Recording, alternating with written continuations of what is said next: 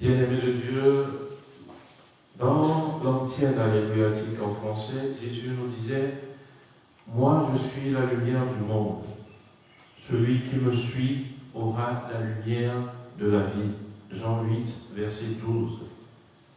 Plusieurs fois, nous avons lu et écouté ce passage, mais aujourd'hui, par cette péricope évangélique, ce verset doit prendre une allure particulière.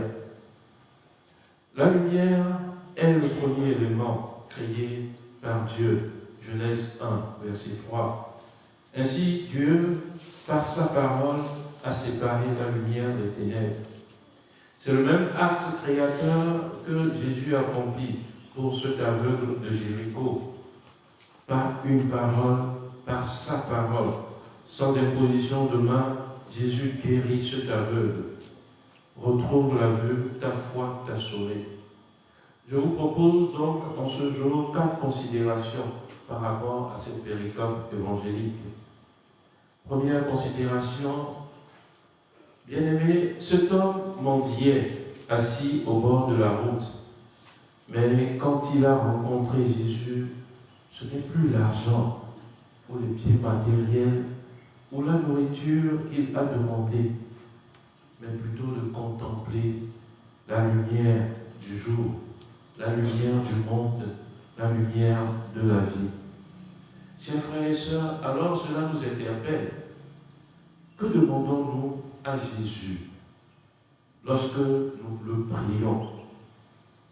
Les biens éphémères de ce monde ou de contempler la lumière du monde, de connaître qui est Jésus?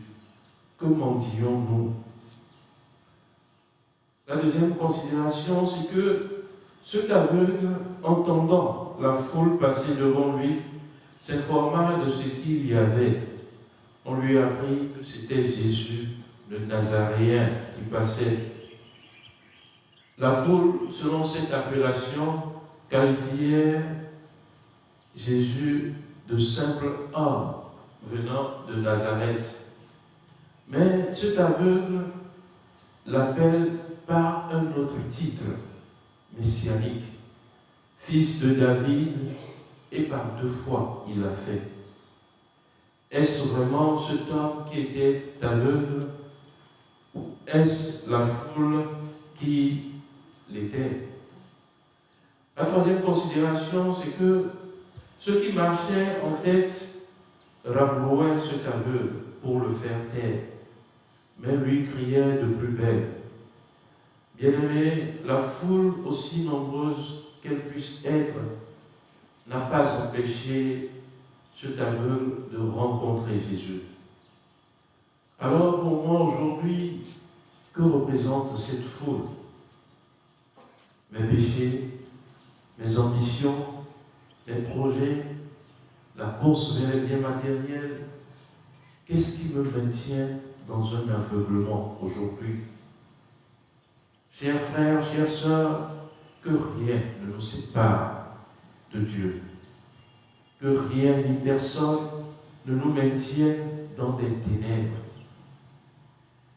La quatrième considération, c'est que ceux qui marchaient en tête de la foule pensaient connaître Jésus et empêchaient l'aveugle de le rencontrer. Mais dans la finale de l'Évangile, c'est l'aveugle qui suivait Jésus et qui a permis à la foule de connaître véritablement qui est Jésus et de rendre gloire à Dieu. Bien-aimés de Dieu, parfois nous pensons connaître Jésus-Christ et nous méprisons nos frères et sœurs humains. Souvent nous marchons en tête au lieu de suivre le Christ et de mettre nos pas dans ses pas. C'est lui la tête, nous sommes le corps. La tête avant le corps, pas le contraire.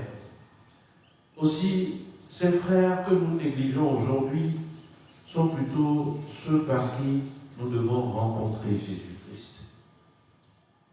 Que cet évangile de ce jour nous aide à rectifier le tir par rapport à notre engagement à la suite du Christ et à guérir de toutes nos nécessités humaines et spirituelles. Amen.